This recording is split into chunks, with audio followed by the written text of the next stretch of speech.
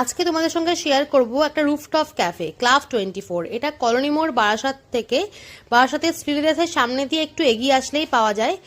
আর এটা হচ্ছে rooftop cafe, তো অনেকটা ওপরে উঠতে হয়, তো যাওয়ার রাস্তাতে ডিফারেন্ট পোস্টার তারপরে গ্রাফিক্স করা আছে। বাচ্চা মানে আমার ছোট বাচ্চাও 3 বছরের উঠে গেছিলো, কোনো অসুবিধা হয়নি। তবে বয়স্ক মানুষ থাকলে একটু অসুবিধা হবে যদি পায়ের সমস্যা থাকে। তবে ক্যাফেটা বেশ সুন্দরভাবে সাজানো, ডেকোরেটেড। দেখো তোমাদেরকে দেখাচ্ছি, এখানে সিটিং এরিয়াটা ডিফারেন্ট টাইপের আছে, ডিফারেন্ট সেগমেন্টে ভাগ করা আছে। তো কোথাও দেখবে চেয়ার, কোথাও সোফা, কোথাও বেঞ্চ, তো এরমভাবে বিভিন্ন সেগমেন্টে ভাগ করা আছে। তো আমরা এই দেখো তোমাদের সঙ্গে শেয়ার করছি কি কি খেয়েছি। তার আগে তোমাদের সঙ্গে শেয়ার করে নিচ্ছি মেনু কার্ডের ডিটেলসটা, কোন খাবারের কিরকম প্রাইস আমি ঝট করে তোমাদেরকে দেখাচ্ছি। দেখো আমার ছেলে নিয়ে টানাটানি করছে যেন ওই অর্ডার দেবে।